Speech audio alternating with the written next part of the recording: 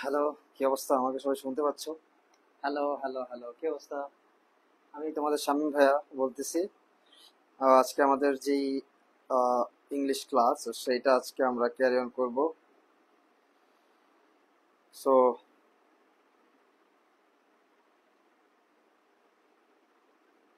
দেখি সাউন্ডটা কেমন, তারপর আমি ক্লাসটা ক্যারি অন করতেছি। সাউন্ডটা চেক করি, ঠিক আছে? তোমরা জানো যে সুভাষের পক্ষ থেকে আমাদের একটা ব্যাচ চলতেছে বিজনেস ফ্যাকাল্টির জন্য, এপিএস এবং জাহাঙ্গীরনগর আইবি এর ব্যাচটাতে আমরা আছি দুইজন। আমরা ক্যারিয়ার করতেছি, ইংরেজিতে একজন ক্লাস নিচ্ছে এবং ম্যাথসে একজন ক্লাস নিচ্ছে। সো আমরা আমাদের একটা ব্যাচ। আচ্ছা, ঠিক আছে, সাউন্ড ইজ ওকে। ওকে, এবার আমি ক্লাসটা শুরু করি। হ্যাঁ, ওকে। দেখো, আমরা প্রথমেই বলছি, আবারও বলতেছি, this is the free class and the first class I have taken. আমি নিচ্ছি সেই ক্লাসটা। এবং বিজনেস ফ্যাকাল্টিতে মূলত দুইটা সাবজেক্টই খুব বেশি ইম্পর্ট্যান্ট, খুব বেশি ইম্পর্ট্যান্ট, খুব বেশি ইম্পর্ট্যান্ট। একটাকে আমরা যদি বলি, সেটাকে আমরা বলবো যে ম্যাথস। একটাকে আমরা বলবো যে ম্যাথস। আচ্ছা, আমি একটু কালারটা চেঞ্জ করি, ঠিক আছে? ওকে, একটাকে আমরা বলবো ম্যাথস, আরেকটাকে আমরা বলতেছি ইংলিশ, তাই না? সো আমরা ইংরেজির ব্যাপারগুলোকে খুব সুন্দর করে দেখব। আজকে আমাদের এই লেকচার শিটটা আমরা দেখব, যে লেকচার শিটটাতে আমরা কিভাবে কানেক্টেড হয়েছি এবং কিভাবে সেই লেকচার শিট ডেভেলপ করেছি এবং কি কি জিনিস তোমাদেরকে পড়াবো। মনে রাখতে হবে, ইংরেজিতে ভালো করতে হলে, আই রিপিট, ভোকাবুলারির বিকল্প কিছু নাই। অর্থাৎ স্পেশালি বিজনেস ফ্যাকাল্টিতে ভালো করতে হলে ভোকাবুলারি খুব ভালো করে পড়তে হবে। আজকে আমি তোমাদেরকে দেখাবো যে কিভাবে তুমি বেসিক্যালি ভোকাবুলারি প্র্যাকটিস করতে পারো, সেটাও দেখাবো। ক্লাসটাও নিব। আমরা মূলত লেকচার শিটে আমরা লেকচার ওয়ানে খুব বেশি কিছু রাখি নাই, আমরা জাস্ট সেন্টেন্স স্ট্রাকচার নিয়ে আজকে কথা বলেছি।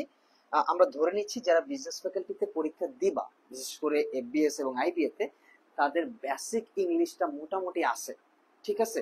যদি না থেকে থাকে তাহলে আমরা বেসিকের জন্য আলাদা একটা পার্ট করব, কিন্তু বেসিক ইংলিশটা মোটামুটি আছে ধরে নিয়েই আমরা এগিয়েছি, যাতে আমাদের জন্য বাকি কম্পোনেন্টগুলো খুব সুন্দর হয়।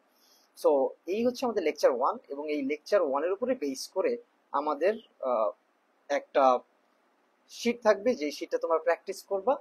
এবং লেকচার ওয়ানের যে প্র্যাকটিসটা, সেই প্র্যাকটিস করার পরে বাকি কিছু হয়ে যাবে। আমি প্রথমে বলি কিভাবে তোমরা পড়বা, কোন অ্যালাইনমেন্টে সবচেয়ে বেশি বেস্ট প্র্যাকটিস হবে। হ্যাঁ, সো চলো তো একটু সেটা একটু আলোচনা করে আসি। হ্যাঁ, একটু আলোচনা করে আসি, তাহলে আমাদের জন্য সেটা একটু বেটার হবে। হ্যাঁ, চলো। সো আমরা দেখি, একটা স্লাইড অন করি এবং ওকে,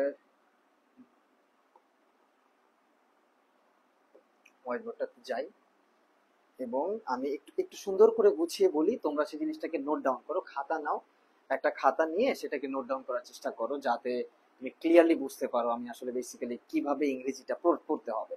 হ্যাঁ, সো আমরা একটা স্লাইড এখান থেকে, আচ্ছা এটা আমাদের ডিলিট করা হয়নি, এবং আমরা নতুন একটা স্লাইড নিই। ওকে, আসো। প্রথমে হচ্ছে সুভাষিটুর যে লেকচার শিটটা থাকবে। হ্যাঁ, সুভাষিটুর যে লেকচার শিটটা থাকবে, সেই লেকচার শিটটা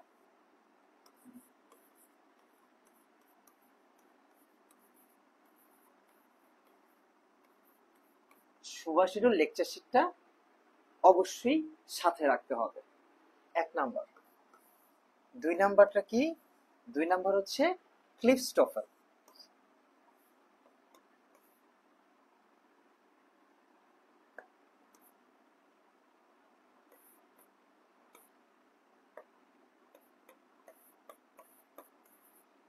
ক্লিফস্টোফেল। তিন নাম্বার হচ্ছে ব্যারনস্টোফেল।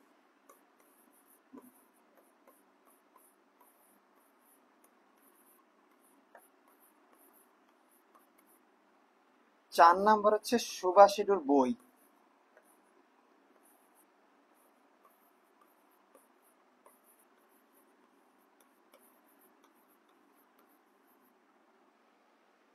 এই যে আমি যেই জিনিসগুলা দিলাম, এই জিনিসগুলা তোমার পড়ার টেবিলে থাকতে হবে।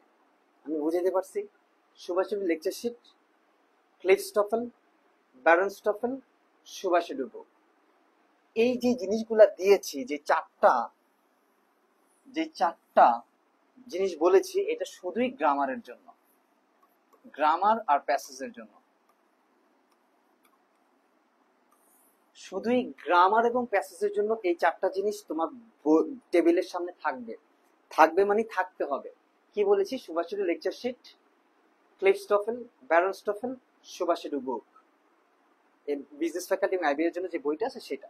এই চারটা জিনিস যদি তোমার পড়া টেবিলে থাকে, তুমি নিশ্চিত ধরতে পারো গ্রামার পার্টে তুমি খুব ভালো করতে পারবা। আরো একটা জিনিস লাগবে, সেটাকে আমি যদি বলি, এটা তুলছো সবাই একটু খাতায় তুলে নিবা দয়া করে।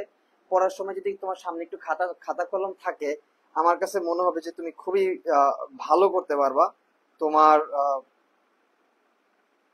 তোমার কি বলে, প্র্যাকটিসটা আরো ভালো হবে, পড়াশোনাটা মাথায় থাকবে। তোমরা অনেকেই খাতা কলম নাও না, সো আমার রিকোয়েস্ট থাকবে তোমরা পড়ার সময় খাতা কলমটা একটু সামনে রাখো।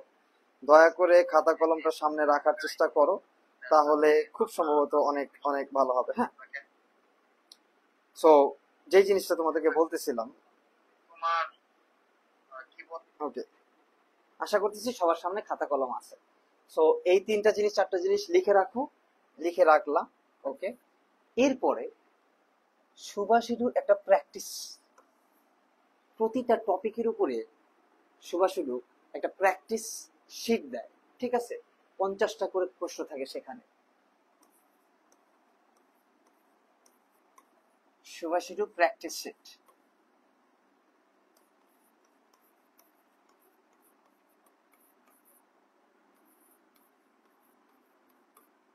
তাহলে কয়টা গেল? 5টা জিনিস গেল। সুভাষিটু লেকচার শিট, ব্যারনস্টফেল, ক্লিফস্টফেল, সুভাষিটু বুক, সুভাষিটু প্র্যাকটিস শিট। 5টা গেল। এই 5টা জিনিস শুধুই গ্রামারের জন্য থাকবে, শুধুই গ্রামারের জন্য থাকবে। এখন প্রশ্ন হচ্ছে কি, সব কি পড়বো বইয়ের? ব্যারনস্টফেল, ক্লিফস্টফেলের সবকিছু কি পড়তে হবে? না। কি কি পড়তে হবে সেই জিনিসগুলোর জন্য আমাদের ক্লাসগুলো তোমাদের করতে হবে। পুরোপুরি যে লেকচার শিট 12টা বা 12টার মতো বা 10টার মতো আছে, 10টা লেকচার শিট শেষ করতে হবে, সাথে আমাদের সাথে পুরো প্র্যাকটিস সেশনে থাকতে হবে। তার জন্য কি করতে হবে? রিভাইভ 1.0 যে ব্যাচটা চলতেছে, রিভাইভ 1.0 যে ব্যাচটা চলতেছে, যেই ব্যাচের ফ্রি ক্লাস গুলো এখন আমরা আমাদের এই যে পেজ অনলাইন যেখানে আমরা দিচ্ছি, এটা কিন্তু একটা দুইটা ক্লাসের পরে আর ফ্রি থাকবে না আর কি। সো তারা চাইলে এই ব্যাচে এনরোল করতে পারো। তাদের জন্য এই প্রসিডিউরটা আমরা চমৎকার ভাবে সাজাই দেব। এরপরে আসো, তাহলে শুধু গ্রামার পার্টের জন্য কি কি বলছি, এবং সেইখানে একটা প্যাসেজও থাকবে। প্যাসেজও গুলাও আমরা প্যাসেজ এবং গ্রামার পার্টের জন্য এইটুকু পড়লেই হবে। মনে রাখবা, বিজনেস বা আইবিএ তে কখনো কি আসবে না, ইংরেজি ফার্স্ট পেপার থেকে কোনো প্রশ্ন হবে না, এবং লিটারেচার থেকেও কোনো প্রশ্ন হবে না। যা হবে গ্রামার এবং ভোকাবুলারি থেকে। ওকে, এবার 2 নাম্বার পার্টে আসো, vocabulary.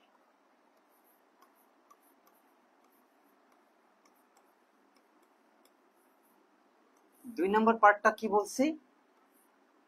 Vocabulary. How you practice vocabulary properly. ভোকাবুলারির জন্য তোমার 1 নাম্বার হচ্ছে সুভাষিটু একটা ভোকাবুলারি শিট দেয়, সেখানে প্রায় 700টার মতো প্রশ্ন বা ভোকাবুলারি ওয়ার্ড আছে। তাহলে সুভাষিটুর ভোকাবুলারি বইটা, অর্থাৎ স্মার্ট ভোকাবুলারি, যেটা সুভাষিটু নাম দিছিল,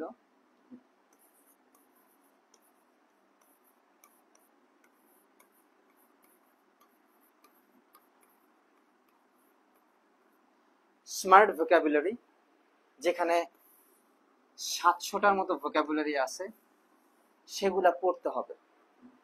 এইটা সাথে যদি তুমি আরো একটু বেশি পড়তে চাও, তাহলে ওয়ার্ড স্মার্ট,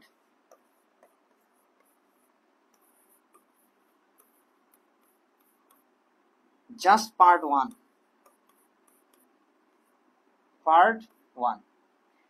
এই দুইটা বই যে ওয়ার্ডগুলো আছে সেই ওয়ার্ডগুলো বই থেকে প্র্যাকটিস করলে হবে না, ওয়ার্ডগুলো প্র্যাকটিস করতে হবে।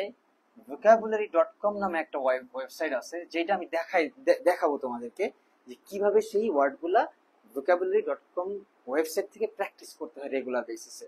সেটা আমি দেখাবো, খুব সুন্দর করে দেখাই দেবো, যাতে তোমাদের জন্য প্র্যাকটিসগুলো কি হয়। আমি প্রতিটা লেকচারের পরেই অ্যাটলিস্ট 10টা-15টা করে তোমাদের সাথেই প্র্যাকটিস করব, যাতে মূলত এই পুরা পার্টটা সুন্দরভাবে গো অন করে।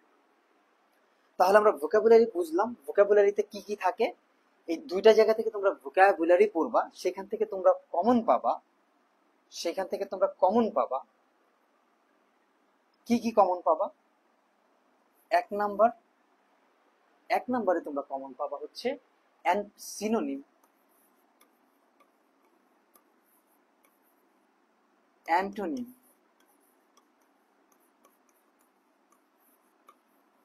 এই দুইটা পার্ট তোমাদের জন্য ক্লিয়ার হয়ে যাবে যদি তোমরা সুভাষ শিডিউল যে স্মার্ট ভোকাবুলারি বইটা ওইটা, অথবা সাথে ওয়ার্ড স্মার্ট পার্ট 1 যদি শেষ করো তাহলে, এবং vocabulary.com থেকে প্র্যাকটিস করতে হবে।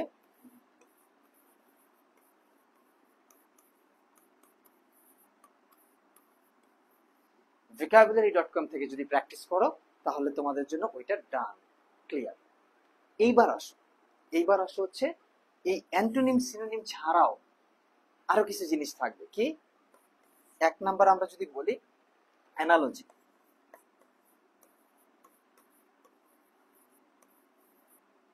2 নাম্বারে আমরা বলবো প্রেপোজিশন,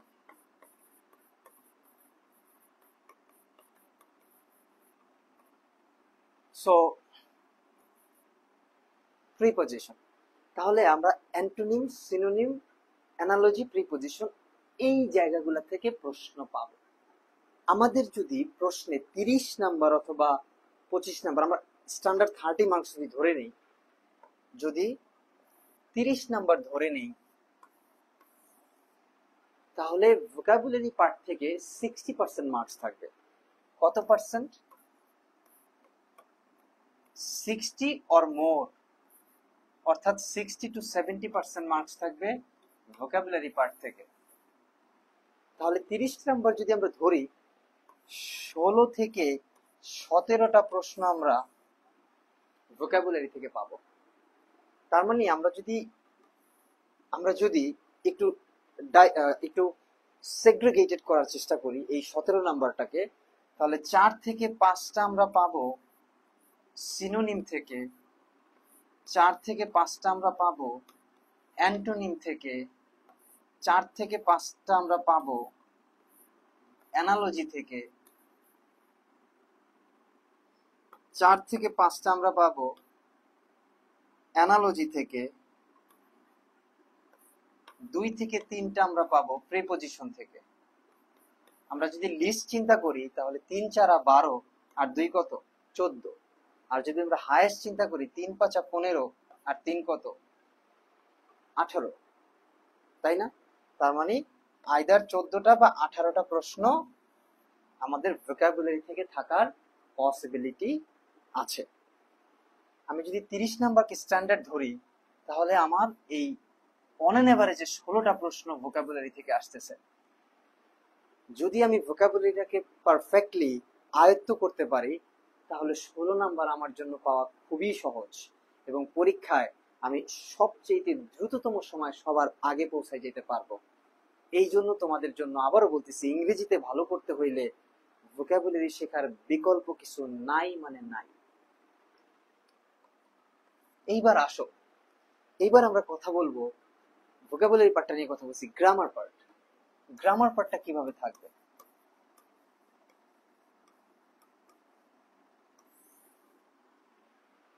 গ্রামার পার্টে আমরা sentence correction or error detection, এই পার্ট থেকে মিনিমাম 7 থেকে 8টা প্রশ্ন থাকবে। সেন্টেন্স কারেকশন কি? যে একটা সেন্টেন্স এরকম থাকবে, তার মাঝখানে একটা অংশ থাকবে যেটাতে প্রবলেম আছে, সেন্টেন্সটা অনেক বড় থাকবে, মোটামুটি একটু লেন্দি সেন্টেন্স থাকবে। এই প্রবলেমের 4টা অপশন থাকবে, এ, বি, সি এবং ডি। এই 4টা অপশন রাইট করতে হবে, কারেক্ট করতে হবে। তখন এই প্রবলেমটা একটা লম্বা সেন্টেন্সের মাঝখানে যে একটা প্রবলেম আছে, সেই সমস্যাটা চারটা মধ্যে যে কোনো একটা ঠিক আছে আর বাকিগুলো ভুল আছে, ঠিকটা তোমাকে বের করে আনসার করতে হবে। এই টাইপের একটা, যেটাকে আমরা বলতেছি সেন্টেন্স কারেকশন। আরেকটা হচ্ছে এরর ডিটেকশন। এরর ডিটেকশনটা কি? সেটা হচ্ছে একটা লম্বা সেন্টেন্স থাকবে, সেন্টেন্সের মাধ্যমে চারটা ওয়ার্ড থাকবে যেগুলা ভুল, একটা দুইটা তিনটা চারটা, আমরা বলতেছি এ বি সি ডি, এই চারটা ওয়ার্ড থাকবে। এই যে যে চারটা ওয়ার্ডের কথা আমি বলছি, চারটা ওয়ার্ডের মধ্যে যে কোনো একটা ওয়ার্ড ভুল থাকবে, সেটাকে আমার বের করতে হবে। এই চারটা ওয়ার্ডের মধ্যে যে কোনো একটা ওয়ার্ড ভুল থাকবে, সেটাকে আমাকে বের করতে হবে। এইরকম কিছু প্রশ্ন থাকবে। তাহলে আমাদের সেন্টেন্স কারেকশন এবং এরর ডিটেকশন মিলে 6 থেকে 8টা প্রশ্ন থাকবে। কয়টা প্রশ্ন থাকবে? 6 থেকে 8টা প্রশ্ন। তাহলে আমাদের 16 অথবা 18টা যদি ভোকাবুলারি হয়, সেন্টেন্স কারেকশন এবং এরর ডিটেকশন থেকে আমার 6 থেকে 8টা প্রশ্ন থাকতেছে। এইবার আমাদের অন্য অন্য গ্রামাটিক্যাল পার্ট, লাইক খুবই সিম্পল কিছু গ্রামার থাকতে পারে, যেগুলো খুব বেশি টাফ না। একটা লম্বা সেন্টেন্স থাকতে পারে, মাঝখানে একটা গ্যাপ থাকতে পারে, গ্যাপে কিছু একটা বসাইতে হইতে পারে, এরকম একটা দুইটা প্রশ্ন থাকতে পারে। স্পেলিং মিস্টেকস এরকম একটা দুইটা থাকতে পারে। তাহলে আমরা ধরে নিচ্ছি স্পেলিং মিস্টেক একটা থাকতে পারে, এই টাইপের গ্যাপ, মানে অর্থাৎ একটা গ্যাপে কিছু সেন্টেন্সটার রাইট অ্যান্সারটা নিচের অপশন থেকে বসাইতে হবে, এরকম একটা দুইটা বা থাকতে পারে।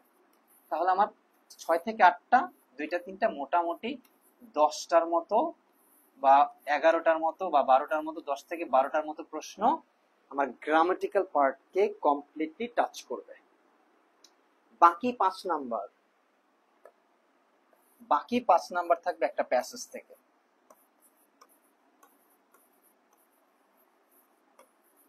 একটা প্যাসেজ থেকে বাকি 5 নাম্বার থাকবে। সেই 5 নাম্বারের একটা থাকবে ভোকাবুলারি,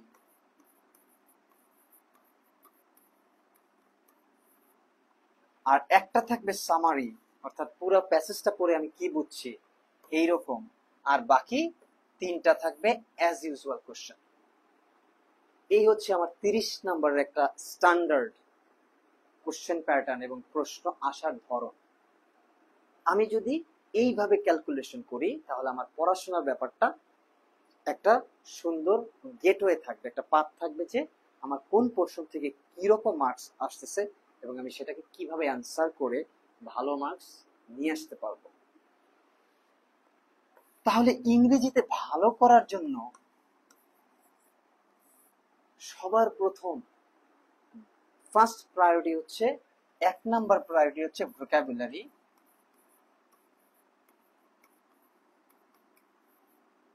2 নাম্বার প্রায়োরিটি হচ্ছে গ্রামার,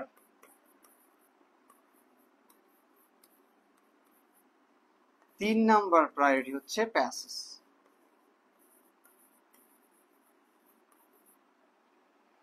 এইভাবে যদি আমার পড়ার কনসেন্ট্রেশনটা বা আমার মেন্টালি প্রিপারেশনের ব্যাপারটা সাজাই, তাহলে আমার জন্য অনেক অনেক বেটার হবে আমি কিভাবে ইংরেজি প্রিপারেশন নিব। এখন আসো যে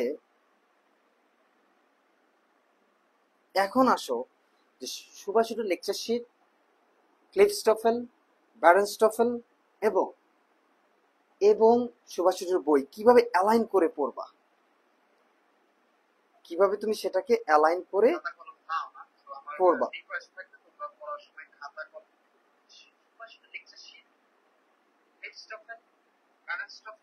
ওকে, সেটাকে তুমি কিভাবে অ্যালাইন করে পড়বা।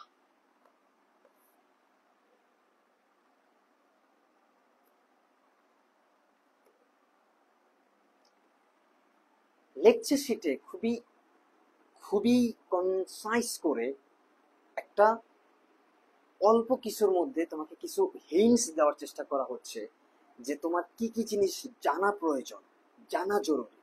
যেমন আমরা প্রথমেই বলছি সেন্টেন্স স্ট্রাকচার, কেন আমরা স্টার্ট করলাম সেন্টেন্স স্ট্রাকচার দিয়ে, কেন নয় আমরা নাউন প্রোনাউন বা অ্যাডজেক্টিভ এই যে পার্টস অফ স্পিচ, তারপর ওইগুলো দিয়ে আমরা কেন শুরু করলাম না?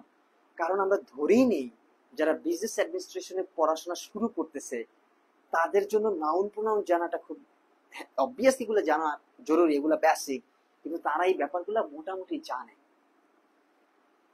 সেন্টেন্স স্ট্রাকচারটা দিয়ে শুরু করার কারণ হচ্ছে আমার গ্রামার পার্টে থাকবেই সেন্টেন্স ফরমেশন, সেইখান থেকে সেন্টেন্সের কারেকশনটা আমাকে বের করে নিয়ে আসতে হবে। আমি কতটা কারেক্টলি একটা সেন্টেন্সকে লিখতে পারতেছি, পড়তে পারতেছি, জানতে পারতেছি, সেটা আমার পুরো কোর্স জুড়ে সেই জিনিসটা আমার জন্য ইম্পর্ট্যান্ট। এই জন্য যাদের অ্যাকচুয়ালি খুবই দুর্বলতা আছে ইংরেজিতে, তাদের আগে বেসিক পার্টটা শেষ করে আসতে হবে।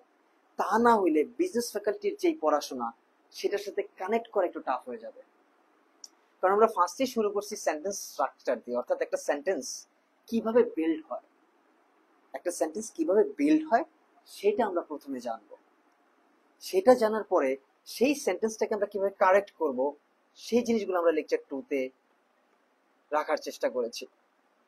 এই যে সেন্টেন্স বিল্ডের পরে আমরা নাউন প্রোনাউন এই জিনিসগুলোতে আসছি, তারপরে আমরা এই ফ্রেজ কিভাবে আমরা অন্যান্য যে কন্ডিশনাল থেকে শুরু করে, ফ্রেজ থেকে শুরু করে, ক্লজ থেকে শুরু করে সেই জিনিসগুলোতে আমরা যাব, যাতে যাতে আমাদের জন্য আমাদের যে মেইন টার্গেট, মেইন গোল, যে আমরা একটা কমপ্লিট সেন্টেন্সকে কিভাবে কারেক্ট করতে পারি সেই গোলে যাতে আমরা পৌঁছাইতে পারি।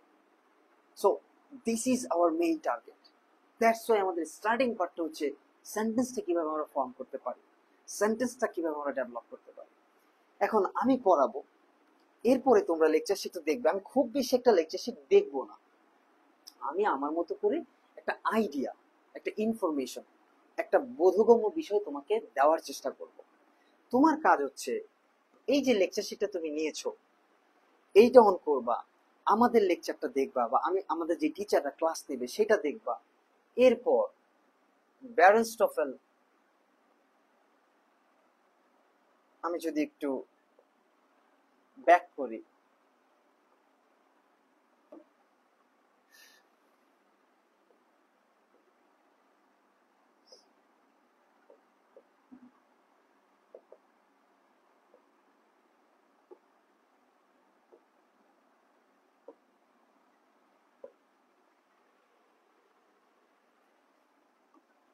এই হচ্ছে তোমার ক্লিফস্টোফেল। কেন ক্লিফস্টোফেল লাগবে?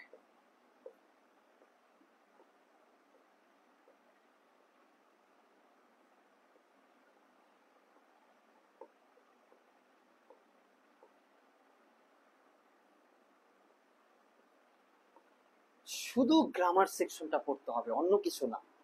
ক্লিফস্টোফেলের শুধু গ্রামার সেকশনটা, বাট অবশ্যই আমাদের লেকচার শিটের সাথে অ্যালাইন করে, আবারও বলতেছি, লেকচার শিটের সাথে অ্যালাইন করে ক্লিফস্টোফেল এবং ব্যারেনস্টোফেলটা পড়তে হবে, এবং সেই সাথে আমাদের বইটা। তাহলেই একটা কমপ্লিট প্রিপারেশন হবে। এবং আমাদের প্র্যাকটিস শিটগুলো তোমাকে প্র্যাকটিস করতেই হবে, অন্য কোনো উপায় নাই। আমরা যদি গ্রামার রিভিউতে যাই, এখনো আসি নাই গ্রামার রিভিউতে, আমি একটু দেখাই, তাহলে তোমাদের জন্য আরো বেটার হবে বুঝতে যে আমরা আসলে কিভাবে পড়াশোনা করব, কিভাবে আমাদের পড়া উচিত, তাই না?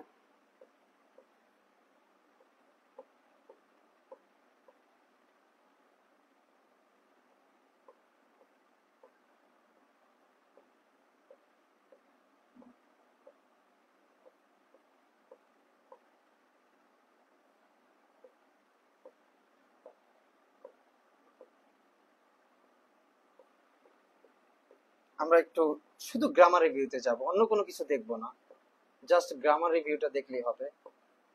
গ্রামার রিভিউতে 5টা মিনি টেস্ট আছে, সেই টেস্টগুলো আমাদেরকে সলভ করতে হবে। এই যে গ্রামার রিভিউতে আমরা চলে আসছি। হ্যাঁ, গ্রামার রিভিউ থেকে দেখো ক্লিফস্টোফেল এবং ব্যারেনস্টোফেলের মধ্যে পার্থক্যটা কি, what's the basic difference between Cliffs TOEFL and Barron's TOEFL. ক্লিফস্টোফেলে কোনো রুলস নাই, কোনো রুলস বলে বলে লেখা নাই। ব্যারেনস্টোফেলে আবার কমপ্লিটলি রুলস বেসড, 138টার মতো রুলস আছে। সো এবং আমাদের লেকচার শিটে কোনো রুলস এবং কোনো রুলস ছাড়া না, একটা ফরমেশন আছে। আবার আমাদের বইতে শুধু প্র্যাকটিস এবং ইনফরমেশন গুলা গুছানো আছে। তার মানে তুমি যখন এই চারটা জিনিস নিয়ে বসবা তখন তোমার মাঝে একটা ক্লিয়ার আইডিয়া চলে আসবে যে আমার পড়াশোনার ধরনটা কেমন হইতে পারে। এই জন্য সবসময় বলতেছি এই চারটা জিনিসকে ফোকাস করে বিজনেস ফ্যাকাল্টিকে যদি ফোকাস করতে হয়, স্পেশালি এফবিএস এবং IBA, this four things you need. Grammar সেকশনে আমরা স্টার্ট করছি সেন্টেন্স স্ট্রাকচার আমাদের লেকচার শিটে। আমাদের বইতে আবার স্টার্ট আছে ওয়ান্স কাইন্ড অফ ব্যালেন্স এবং ক্লিপস টু ফিলের মিক্সড কিছু একটা। এবং এইখানে গ্রামার রিভিউতে আবার ক্লিপস টু ফিল স্টার্ট করছে নর্মাল সেন্টেন্স প্যাটার্ন, অর্থাৎ ক্লিপস টু ফিল স্টার্ট করছে কিছুটা সেন্টেন্স প্যাটার্ন কি। তার মানে তুমি বুঝতেছো তোমাকে যখন এই পথ দিয়ে দৌড়াইতে হবে তাহলে তোমাকে একটা সেন্টেন্স বা বাক্য নিয়ে শুরু করতে হবে।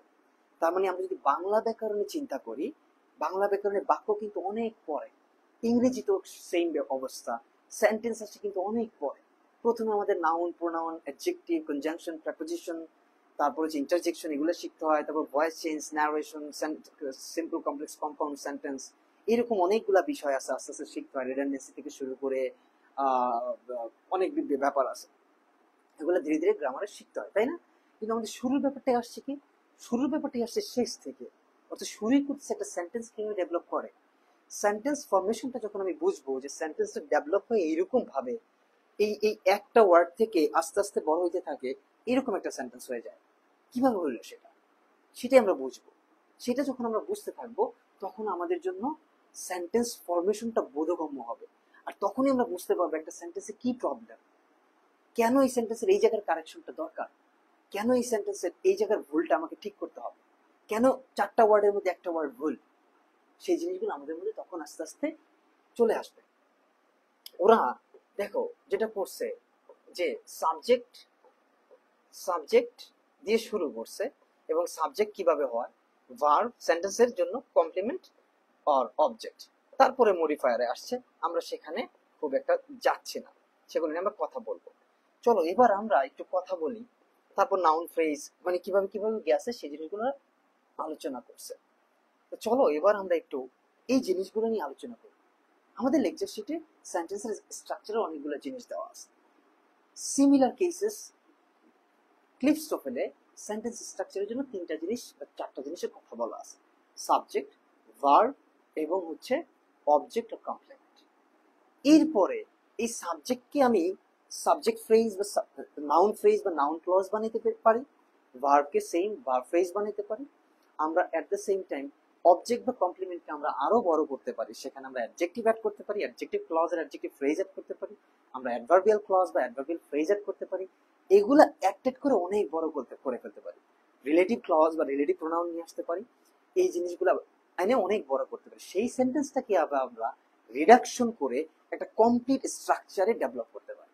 অর্থাৎ একটা সেন্টেন্সকে আমি অনেক বড় করে ফেলছি, সেইটাকে আবার আমি রিডাক্ট করে একটা কমপ্লিট সেন্টেন্স আনতে পারি। তখনই আমি বুঝতে পারবো যে সেন্টেন্সের মাঝখানে যে ওয়ার্ডটা বসছে এটা যে একটা রিডাক্ট, অর্থাৎ যে আমি ওই জিনিসটা যে একটা বড় ক্লজ ছিল বা একটা ফ্রেজ ছিল সেটাকে যে আমি রিডাকশন করে ছোট একটা জায়গায় নিয়ে আসছি, সেটা তখন আমার বোধগম্যর জায়গায় চলে আসবে। সো তাহলে ক্লিপস্টকের কি বললো, সাবজেক্ট দিয়ে শুরু করলো যে আমাদের একটা সেন্টেন্সের স্ট্রাকচারে প্রথম পার্ট হচ্ছে সাবজেক্ট, তাই না? প্রথম পার্ট হচ্ছে সাবজেক্ট। ইয়েস, সাবজেক্ট দরকার।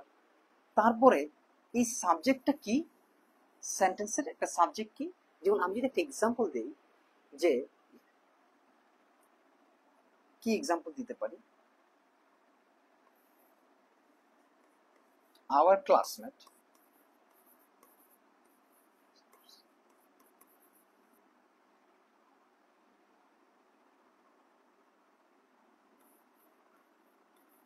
who are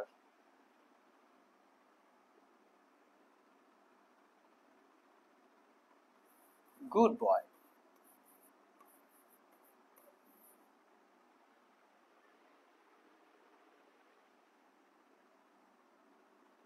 are playing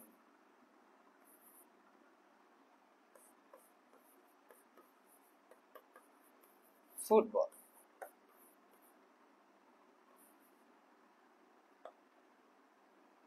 cricket.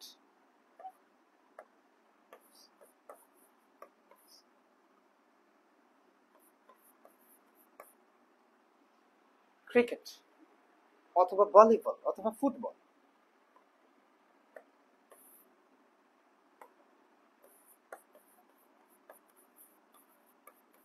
যেটাই তুমি চিন্তা করো না কেন, তাহলে আমার সেন্টেন্সে দরকার একটা সাবজেক্ট।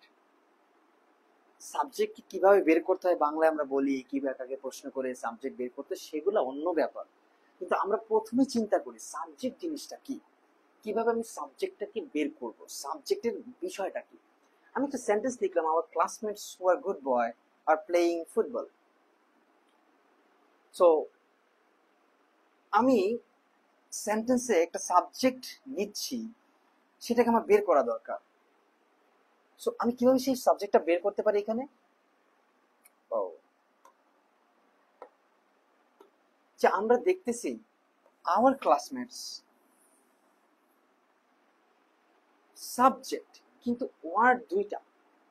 আমরা একটু টাফ বলতেছি, আমরা সহজে যাব, বাট আমি এই এক্সাম্পলটা কেন দিলাম যে সাবজেক্টটাকে আইডেন্টিফিকেশন বা সাবজেক্ট কেন অনেক প্রয়োজন, কিভাবে আমি সাবজেক্টকে ছোট থেকে বড় নিতে পারি, এইটাকে আমি ভাঙবো, ভেঙে দুইটা বা তিনটা ওয়ার্ড বানাবো, বানিয়ে তোমাদেরকে দেখাবো যে এই একই সাবজেক্ট কতভাবে কাজ করতে পারে। হু আর গুড বয়, তাই না? আর প্লেইং ফুটবল। তাহলে আমরা এই জিনিসটাকেই আমরা যে ছোট ছোট আকারে ভেঙে নিয়ে আসতাম, কি লিখতাম? ক্লাসমেটস আর গুড বয় অথবা we are good boy, we are good বয়, আমরা ভালো ছেলে।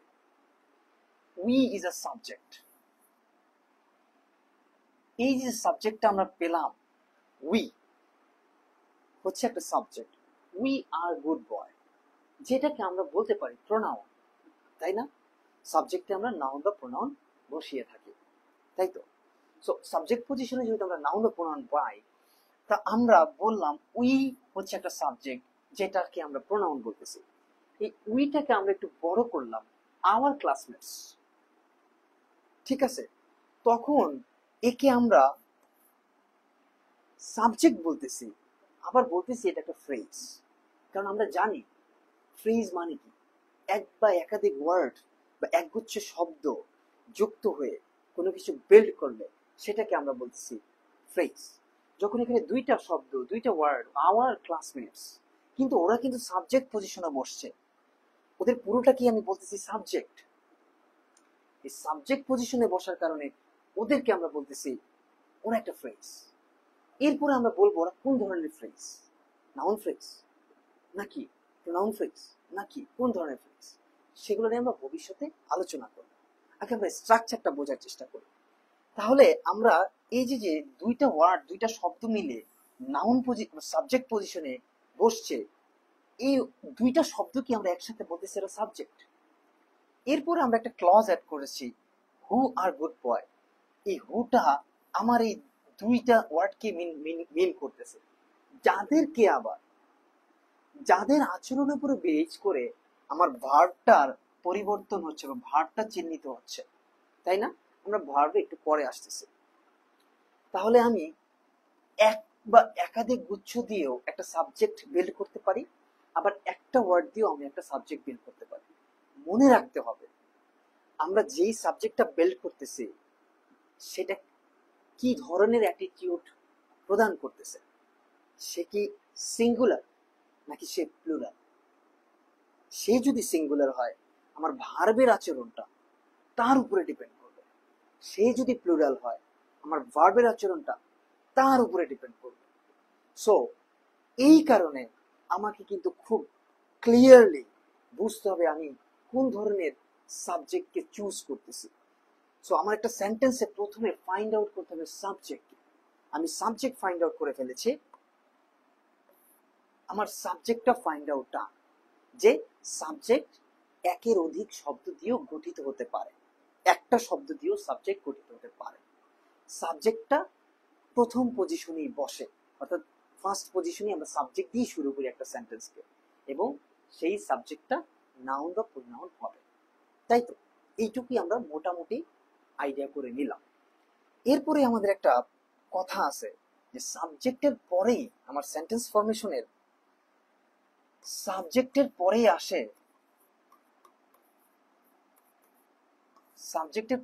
Verb.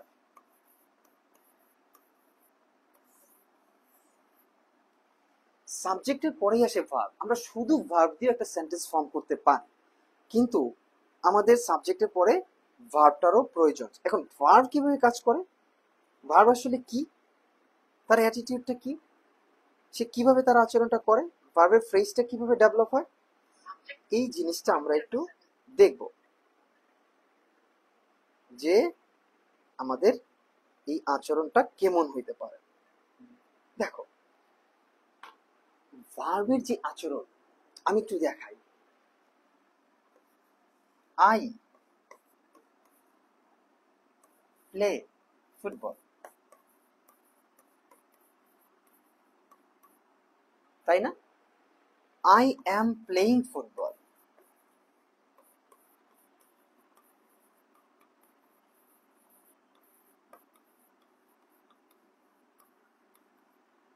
I am playing football. I play football.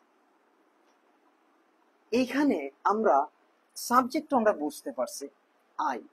এরপরে আমরা বলতেছি সেন্টেন্স ফরমেশনের জন্য আমাদের যে তিনটা বা চারটা জিনিস লাগে, একটা হচ্ছে মানে তিনটা, সাবজেক্ট, ভার্ব, অবজেক্ট অথবা কমপ্লিমেন্ট। আমরা অবজেক্ট এবং কমপ্লিমেন্টে আসতেছি। এখন আমরা বললাম প্লে একটা ভার্ব, যার আচরণটা যে নির্ভর করবে, যে ডিপেন্ড করবে কার উপরে, নাউন বা প্রোনাউন বা সাবজেক্টের উপরে। সাবজেক্টের ধরনটা কেমন হবে, সে কি সিঙ্গুলার, সে কি প্লুরাল, সে কি ফার্স্ট পারসন, সে কি সেকেন্ড পারসন, নাকি সে থার্ড পারসন, সে কেমন, তার আচরণের উপরে বেস করে আমি আমার ভার্বটাকে আইডেন্টিফাই করব। কারণ আমি দেখতেছি আই প্লে, তাহলে এইটা হচ্ছে একটা সিঙ্গেল ওয়ার্ড যাকে আমি ভার্ব বলতেছি, this is a single word. আবার আমরা পরেই দেখতেছি আই অ্যাম প্লেইং, একে কিন্তু আমরা সরাসরি ভার্ব বলতেছি না, কারণ আমরা বলতেছি একের অধিক একগুচ্ছ শব্দ যখন কোথাও যুক্ত হয় সেটা ফ্রেজ হয়ে যায়। অ্যাম প্লেইং এটা ভার্বের ফ্রেজ, ভার্ব ফ্রেজ। তাহলে অ্যাম প্লেইংটাকে আমি বলতেছি ভার্ব ফ্রেজ। কি বলতেছি? Verb phrase. তাহলে প্লে কি বলতেছি আমি? ভার্ব। অ্যাম প্লেইং কি বলতেছি আমি? ভার্ব ফ্রেজ, ভার্বাল ফ্রেজ বা ভার্ব ফ্রেজ যাই বলি না কেন। তাহলে আমার কি হচ্ছে, এদের দুজনের অ্যাটিটিউড, আচরণেই সব সময়ের জন্য ডিপেন্ড করবে সাবজেক্টের উপরে।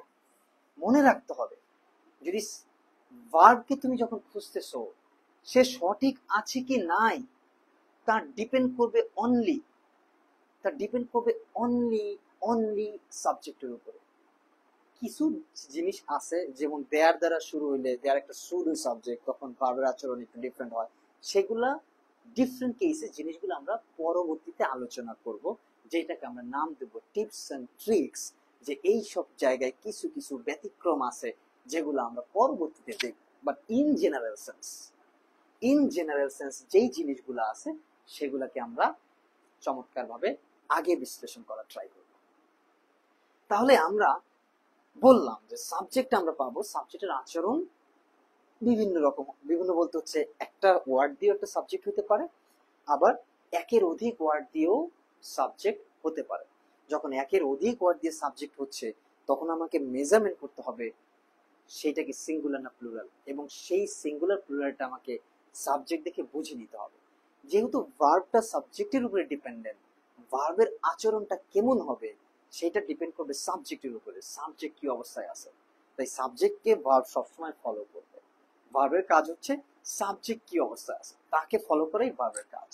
তাহলে আমরা সেন্টেন্স ফরমেশনের এইভাবে পড়াইলে মনে হয় অনেক সময় লেগে যাবে, তাই না? কারণ আমি কেবল খুবই সেন্টেন্স ফরমেশনের সাবজেক্ট ভার্বে আছে, সো আরো অনেক কিছু আছে, যাই হোক তাও পড়াই। সাবজেক্ট আমরা পেয়ে গেলাম, ভার্ব আমরা পেয়ে গেলাম, এইবার আমাদের অবস্থানে আসে অবজেক্ট অর কমপ্লিমেন্ট। তাই না? এখন প্রশ্ন হচ্ছে অবজেক্ট আর কমপ্লিমেন্ট আসলে কি দরকার সেন্টেন্স ফরমেশনে? কেন দরকার? দেখো, আমি বলেছি শুধু একটা ভার্ব দিয়ে একটা সেন্টেন্স বিল্ড করা যায়। আমি যদি বলি ডু, করো, ইজ আ সেন্টেন্স, এটা একটা সেন্টেন্স। জাস্ট ডু, করো, ভার্ব দিয়ে স্টার্ট হচ্ছে। লেটস ডু, চলো করি। আই ডু, আমি করি, তাই না? এখন এই সেন্টেন্সটা কি কমপ্লিট? এই সেন্টেন্সটা কিন্তু ইনকমপ্লিট। ডু করো, ইনকমপ্লিট। কে করে? আই ডু, আমি করি, কিছুটা কমপ্লিট। এখন আমার মনের মধ্যে আরো প্রশ্ন জাগতেছে, কেন করব, কি করব? এই যে কি করব, এই যে একটা প্রশ্ন জাগলো, এই প্রশ্নের উত্তরটাই আমি দিব অবজেক্ট অর কমপ্লিমেন্ট। এই প্রশ্নের উত্তর আমি কোথায় দিব? অবজেক্ট এবং কমপ্লিমেন্ট। খুবই সিম্পল ভাবে বুঝো। অনেক স্ট্রাকচার আমাদের লেকচার শিটও আমরা স্ট্রাকচার অনেক কিছু দিয়ে রাখছি, ডাইরেক্ট অবজেক্ট, ইনডাইরেক্ট অবজেক্ট, এই সেই দরকার নাই। খুবই সিম্পল এবং খুবই নর্মাল ওয়েতে চিন্তা করে আমি সেন্টেন্স ফরমেশনটা শিখে ফেলবো, কারণ আমার আলটিমেট গোল হচ্ছে সেন্টেন্সটা কারেক্ট করা। আলটিমেট গোল যদি হয় একটা সেন্টেন্সকে কারেক্ট করা, তাহলে আমাকে সিম্পল ভাবে বুঝে নিতে হবে কোন জায়গায় কি কি জিনিস বসতে পারে এবং কোন কোন জায়গায় ভুল হতে পারে সেগুলো। তাহলে এই আই ডু কে কমপ্লিট করার জন্য আমি যদি বলি আই ডু দ্য টাস্ক, আমি কাজটা করছি।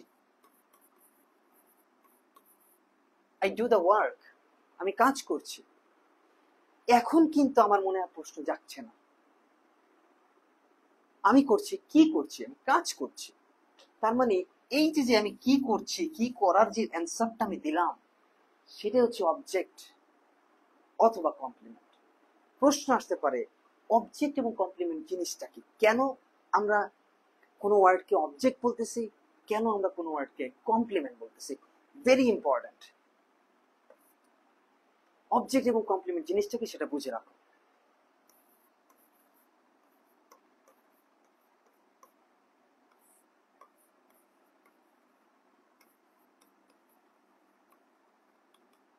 খুব important.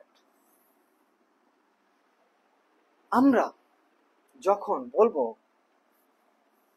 I am a teacher,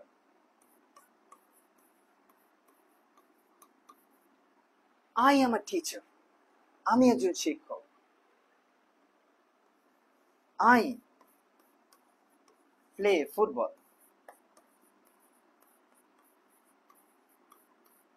আমি ফুটবল খেলি। কি বললাম? আই এম এ টিচার, আমি একজন শিক্ষক, আমি ফুটবল খেলি। তাহলে কোনটা কমপ্লিমেন্ট, কোনটা object? I need to know, আমাকে জানতে হবে। আর টিচার, আমরা বলতেছি টিচারটা হচ্ছে কমপ্লিমেন্ট, এবং ফুটবল যাকে আমরা বলতেছি অবজেক্ট। এখন প্রশ্ন হচ্ছে কেন আমরা টিচারকে কমপ্লিমেন্ট বলতেছি, কেন ফুটবলকে আমরা অবজেক্ট বলতেছি? কমপ্লিমেন্ট সবসময়ের জন্য রেফার করে তার সাবজেক্টকে। যদি সাবজেক্ট এবং কমপ্লিমেন্ট অবজেক্ট পজিশনে যে ওয়ার্ডটা বা যে জিনিসটা আছে, সেটা যদি সাবজেক্টকেই মেন করে এবং সাবজেক্ট এবং অবজেক্ট যদি একই জিনিস হয়, তাহলে সেই অবজেক্টটাকে আমরা কমপ্লিমেন্ট বলতেছি। আমি একজন টিচার, টিচার আর আমি একই ব্যক্তি। শিক্ষক এবং আমি একই ব্যক্তি, আলাদা কোনো ব্যক্তি না, আলাদা জিনিস না। যেহেতু শিক্ষক এবং আমি একই ব্যক্তি, একই জিনিস, তাই আর টিচার হচ্ছে কমপ্লিমেন্ট। আর টিচারকে আমি কি বলতেছি? কমপ্লিমেন্ট বলতেছি। আই প্লে ফুটবল, ফুটবলার এবং আমি এক জিনিস না। ফুটবল কমপ্লিট আলাদা একটা বস্তু, আলাদা একটা জিনিস। তাই ফুটবলকে বলতেছি আমি অবজেক্ট। ফুটবলকে আমি কি বলতেছি? অবজেক্ট বলতেছি। যেহেতু ফুটবল একটা আলাদা বস্তু, তাই ফুটবল অবজেক্ট। আমি থেকে ফুটবল কমপ্লিট আলাদা, তাই ফুটবলকে আমরা বলবো অবজেক্ট। এবং আমি আর টিচার যেহেতু একই জিনিস, একই ব্যক্তি, তাই টিচারকে আমরা বলবো কমপ্লিমেন্ট। তার মানে বোঝা গেছে সাবজেক্ট এবং কমপ্লিমেন্টের মধ্যে অ্যাকচুয়ালি পার্থক্যটা কি? আমি কি বুঝাইতে পারছি সাবজেক্ট এবং কমপ্লিমেন্টের মধ্যে অ্যাকচুয়াল পার্থক্যটা কি? খুব সম্ভবত বুঝাইতে পারছি।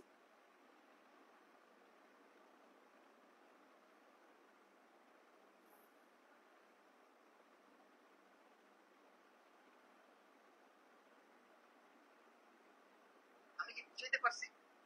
সাবজেক্ট, ওকে, চলো তাহলে আমরা সাবজেক্ট এবং কমপ্লিমেন্টের পার্থক্যটা বুঝলাম। এবং সাবজেক্ট এবং কমপ্লিমেন্ট বিশেষ বিশেষ ক্ষেত্রে বা বেশিরভাগ ক্ষেত্রেই তারা ভার্বকে ফলো করার চেষ্টা করবে। তারা অ্যাডজেক্টিভও কেউ ফলো করতে পারে, অ্যাডভার্বকেও ফলো করতে পারে, সেগুলো আমরা আস্তে আস্তে আলোচনা করব। তাহলে আমি তোমাদেরকে একটা সেন্টেন্স ফরমেশনের তিনটা জিনিস শিখায় ফেললাম: subject, verb, object or complement. Now I get back to my lecture sheet and Klebstoffel.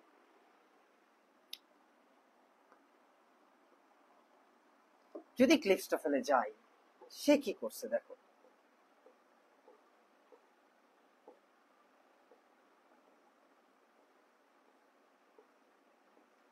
সেই সেম আমি যা বলতেছি তার অনেক কিছু বলছে যে সাবজেক্টটা কিভাবে হয়। Subject may be a noun phrase, is a group of word বা ফ্রেজ। সেই জিনিসগুলো আমরা অলরেডি বলছি, কিন্তু আমরা নাউন ফ্রেজ উল্লেখ করিনি এখন পর্যন্ত, কারণ আমরা ফ্রেজ সম্পর্কে যাই নাই। এই জন্য আমরা নাউন ফ্রেজটা উল্লেখ করি না, আমরা বলছি ফ্রেজ হইতে পারে, ফ্রেজ, তাই না? সেগুলো আমরা পরবর্তীতে উল্লেখ করবো আস্তে আস্তে। তারপরে সে দেখিয়ে দিয়েছে কিভাবে একটা সাবজেক্ট হয়, একগুচ্ছ ওয়ার্ড দিয়ে সাবজেক্ট গুলা হয়, সেগুলো নিয়ে সে কথা বলছে, আমি অলরেডি সেগুলো বলে ফেলেছি। এবং ভার্বটা কিভাবে সাবজেক্টকে ডিফাইন করে সেটা নিয়েও কথা বলছে। তারপর সে ভার্ব নিয়ে অ্যাজ ইউজুয়াল কথা বলছে এবং ভার্ব ফ্রেজ নিয়েও কথা বলছে এবং সেই সেম কমপ্লিমেন্ট নিয়েও কথা বলছে এবং কিভাবে আমরা কমপ্লিমেন্ট খুঁজে পেতে পারি সেগুলো নিয়ে বেশ কিছু প্রশ্ন, যে হোম, হোয়াট, হা, এগুলা দিয়ে প্রশ্ন করে আমি সাবজেক্টকে কমপ্লিমেন্টকে খুঁজে পেতে পারি। সো অবজেক্টটা এখানে ওরা আনে নাই, ঠিক আছে, আমরা অবজেক্ট নিয়ে এক্সপ্লেইন করে ফেলছি। মডিফায়ার নিয়ে কথা বলছে সে। সো আমাদের আমরা যদি একটু এই জিনিসটা নিয়ে 1 মিনিট কথা বলি, যে মডিফায়ার জিনিসটাকে আমরা পরবর্তীতে মডিফায়ার আরো আরো বিশেষভাবে এক্সপ্লেইন করব। মডিফায়ার মানে মডিফাই করে বিশেষভাবে, অর্থাৎ অবজেক্ট পজিশনে যে জিনিসগুলো আছে সে কিন্তু এই ভার্ব বা এই যে আমরা একটা সেন্টেন্স সাবজেক্ট এবং সেন্টেন্স বিল্ড করলাম তাকে মডিফাই করার জন্যই আমরা ওই পার্টটাকে মডিফায়ারও বলতে পারি। কেন? আই ডু দ্য টাস্ক, আমি টাস্কটি করতেছি, কাজটি করতেছি, আই ডু দ্য ওয়ার্ক, এই যে যেই কথাটা বললাম এ কিন্তু মূলত এদেরকে মডিফাই করতেছে, অর্থাৎ তাদেরকে সে বিশেষায়িত করতেছে। এটা অ্যাডজেক্টিভ হইতে পারে, অ্যাডভার্ব হইতে পারে, সেগুলো আমরা সামনে কথা বলবো, বাট এটা মডিফায়ারও হইতে পারে। সেই জিনিসটাই ওরা এখানে বলছে। সো ওইটা তোমরা একটু জানা নিতে পারো। এইবার আমরা এই মডিফায়ার পর্যন্তই যদি তুমি দেখো, যে ম্যানার অফ অ্যাকশন হয়ে যাচ্ছে modifier tells a time, place or manner, যেটা আমরা বলছি অবজেক্ট প্লেসে মডিফায়ারে সে কি থাকতে পারে, টাইম থাকতে পারে, প্লেস থাকতে পারে, ম্যানার থাকতে পারে, আমরা বলছি অ্যাডজেক্টিভ ক্লজ, অ্যাডজেক্টিভ ফ্রেজ থাকতে পারে, অ্যাডভার্বিয়াল ফ্রেজ থাকতে পারে, সেগুলো আমরা অলরেডি বলছি, সেগুলো নিয়ে আমরা কথা বলবো। মডিফায়ারের পরে কি ওরা কিছু বলছে? ওরা টপিকটা শেষ করছে, এরপরে ওরা ফ্রেজে চলে আসছে, কিন্তু আমরা আমাদের লেকচার শিটে কিন্তু ফ্রেজে চাইনি। এবার চলো আমাদের লেকচার শিটে আমরা কি করছি।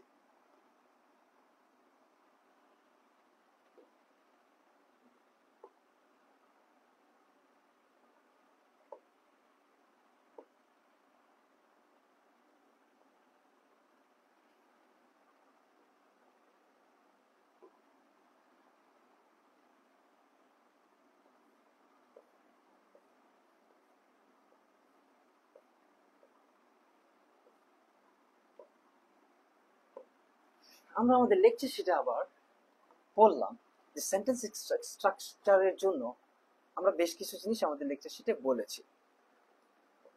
সেটা কি? চলো একটু দেখি। আমরা এখানে একটু একটু ডিফিকাল্ট করেছি, যে subject plus intransitive verb, subject plus transitive verb.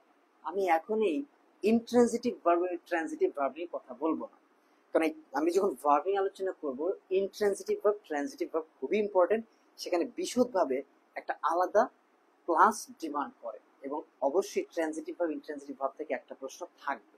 এই জন্য আমরা সেটা নিয়ে ডিসকাস করতেছি না, বাট সেন্টেন্স ফরমেশনে এই জিনিসগুলো লাগে। তারপরে দেখো subject, transitive verb, direct object, indirect object. আমি কিন্তু ডাইরেক্ট অবজেক্ট ইনডাইরেক্ট অবজেক্ট নিয়ে কথাই বলি না, আমি বলছি just object. Direct object, indirect object দরকার নাই, অত বেশি জানা দরকার নেই, বাট আমরা ইসে দিয়ে রাখছি তোমাদের জানার জন্য, যাতে তোমরা এই জিনিসগুলা বুঝো আর কি, পড়লেই বুঝতে পারবে এই জিনিসগুলা কেমনে হয়। সো এরপরে আমরা বলছি সেন্টেন্সের কম্পোনেন্টস গুলা, যেটা নিয়ে অলরেডি আলোচনা করে ফেলছি, যে একটা সাবজেক্ট থাকবে, সাবজেক্টকে আমরা কিভাবে পাবো, হু বা হট দ্বারা প্রশ্ন করলে আমরা সাবজেক্টকে পাবো, কি বা কাকে দ্বারা প্রশ্ন করলে আমরা সাবজেক্টকে খুঁজে পাচ্ছি।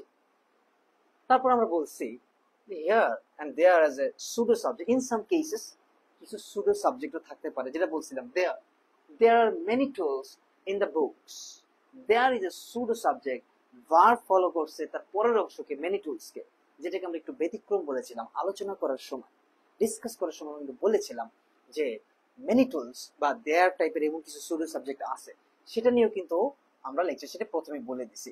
ইম্পারেটিভ, এবং আমরা বলছি লেটস ডু, চলো করি, এই লেটসটা অনেক সময় উজ্জ্ব থাকে, সেখানেও কিন্তু আমরা সাবজেক্ট পাই, ইম্পারেটিভ সিচুয়েশনে সাবজেক্ট থাকে, যেমন গো দেয়ার, ইউ গো দেয়ার, এখানে উজ্জ্ব আছে। তার মানে সেন্টেন্স স্ট্রাকচারে এই জিনিসগুলো আমরা পাই। হু বা হোয়াট দ্বারা প্রশ্ন করলে যে অ্যান্সারটা পাবো সেটাকে আমরা সাবজেক্ট বলতেছি। সুডো সাবজেক্ট পাচ্ছি দেয়ার দ্বারা শুরু হলে কোনো সেন্টেন্স, এবং ইম্পারেটিভ সেন্টেন্সেও আমরা সাবজেক্ট পাচ্ছি যে সাবজেক্টটা উজ্জ্ব থাকে অথবা হাইট থাকে, আমরা লিখি না। এরপরে কম্পোনেন্টস আসছে ভার্ব, যেটাকে আমরা বলতেছি verb tells us about, so সেটা কি, যেমন what a person or things does, person things কি করছে, সেটা একটা ভার্ব, অর্থাৎ একটা কাজটা, কাজটাকে আমরা ভার্ব বলি, তাই না, যে কি ধরনের একটা হচ্ছে, কি ধরনের কাজটা হচ্ছে বা ক্রিয়াটা হচ্ছে, সেটাকে আমরা ভার্ব বলতেছি। So what is done to a person, পারসনটা কি করছে, what person or thing is, পারসনটা আসলে কি কেমন, Rahat is a clever, is a verb, right, is হচ্ছে এখানে একটা ভার্ব।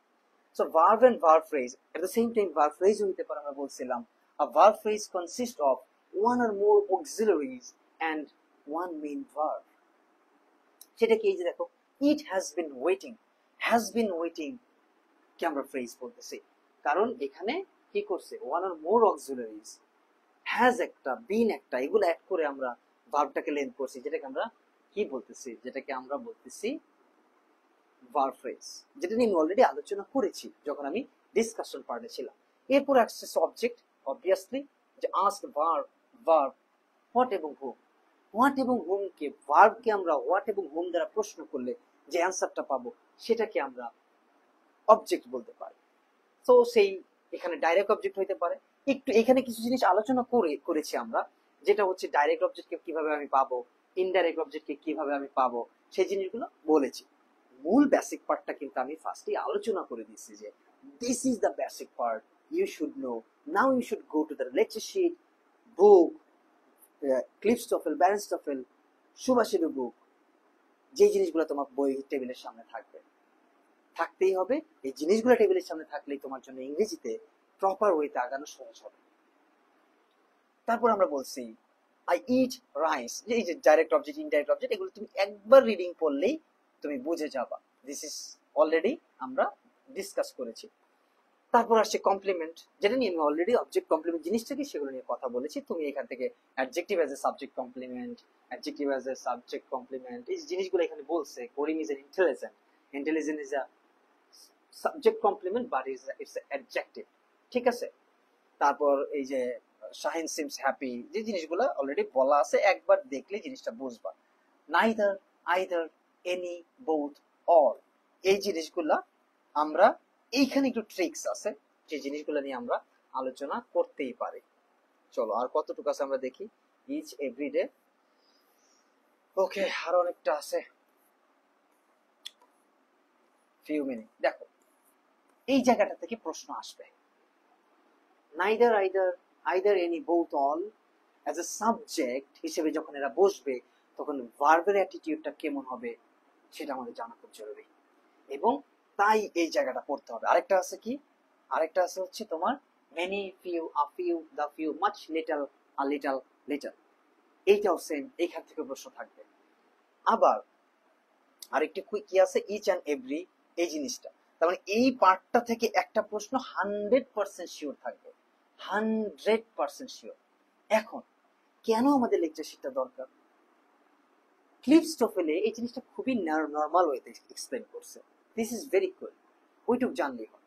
কিন্তু মাঝে মাঝে কিছু প্রশ্নে একটু ব্যতিক্রম দিয়ে দেয়, সেই ব্যতিক্রমটা আমরা এখানে ডিসকাস করার চেষ্টা করেছি, যে ব্যতিক্রম জিনিসগুলো আমরা কিভাবে প্ল্যান করব, কিভাবে অ্যান্সার করব। দেখো, আমরা যদি এখানে এক্সপ্লেনটা দেখি, none, neither, either, any, both, all, আমরা জানি নান আর নাইদার, আইদার, এনি, এইগুলার পরে আমরা যখন ভার্বকে পাবো সেই ভার্বটা সিঙ্গুলার হয়, এটা আমরা ছোটবেলা থেকে জেনে আসছি, তাই না? হ্যাঁ। এবং বোথ, অল, এর পরে ভার্বটা অ্যাজ ইউজুয়াল প্লুরাল হয়। এই জিনিসগুলো আমরা ছোটবেলা থেকে পড়ে আসছি, কিন্তু এখানেও কিছু কিছু ক্ষেত্রে একটু ডিফারেন্ট আছে। দেখো, আমরা বলছি নান, একটু পানি থাকলে বেটার হইতো।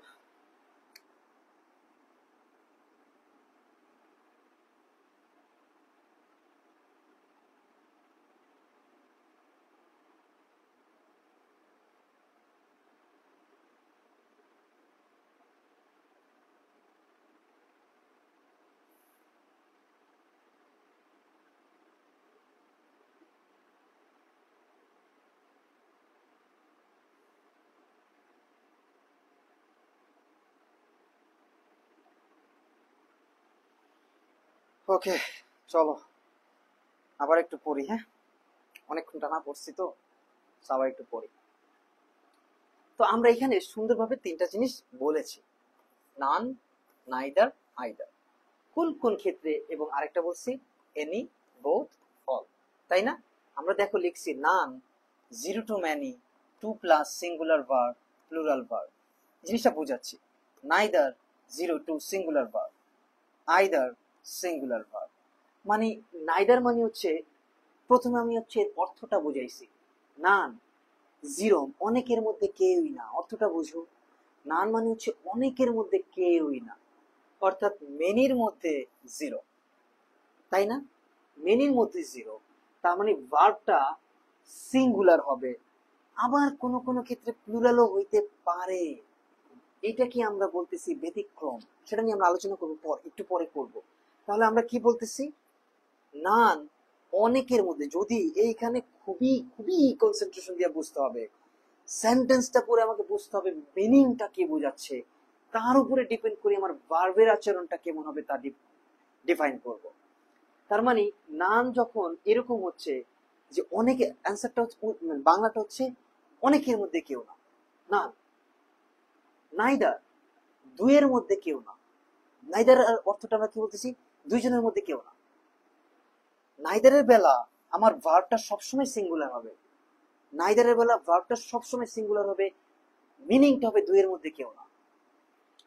আইদার, ভার্বটা সবসময় সিঙ্গুলার হবে, মিনিংটা হবে হাফ, দুইয়ের মধ্যে একজন, একের মধ্যে অর্ধজন, অর্থাৎ আইদার মানে হচ্ছে অর্ধেক, কেউ একজন আছে, মিনিংটা হচ্ছে দুইয়ের মধ্যে একজন অথবা একজনের মধ্যে অর্ধেক, একের মধ্যে অর্ধেক, দুইয়ের মধ্যে এক, তার মানে মিনিংটা হচ্ছে হাফ, ভার্বটা হবে সিঙ্গুলার। তাহলে আমরা দেখো তো, যখন আমরা নান, আইদার, নাইদার চিন্তা করতেছি, আমরা বলতেছি নান মানে হচ্ছে অনেকের মধ্যে কেউ না, এবং আমার ভার্বটা হইতে পারে সিঙ্গুলার অথবা প্লুরালও হইতে পারে।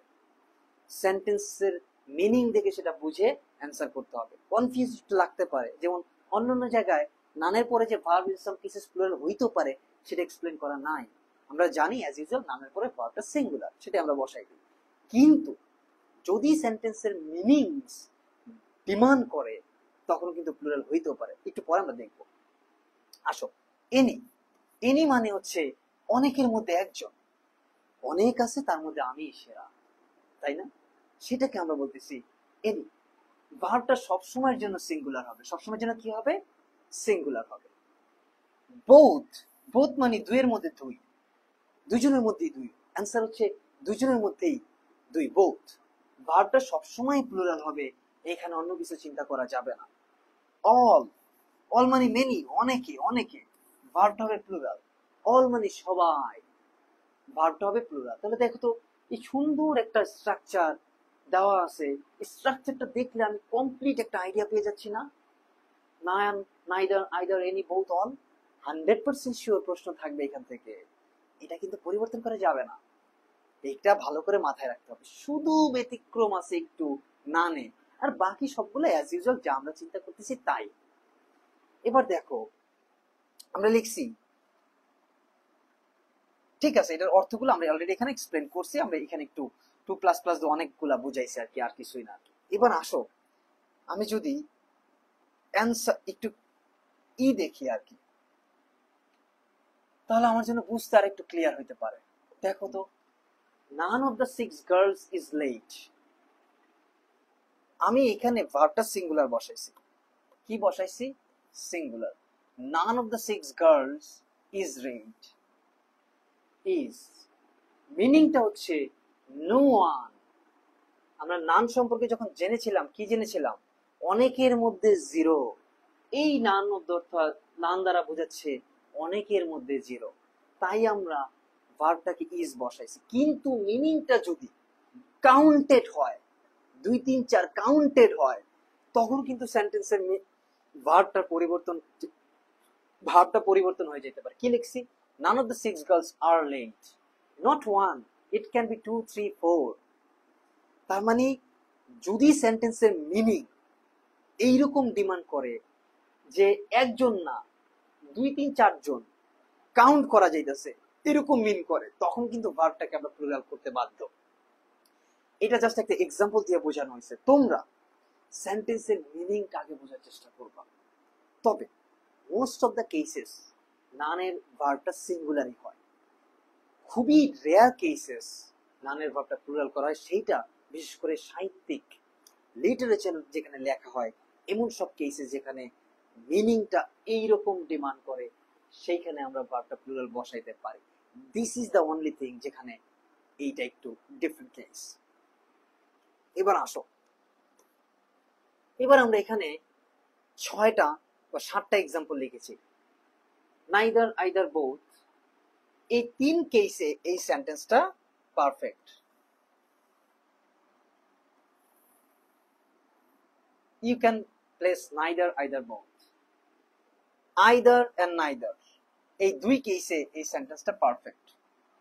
শুধু both, এই সেন্টেন্সটা তুমি শুধু both বসাইতে পারবা। all, none, any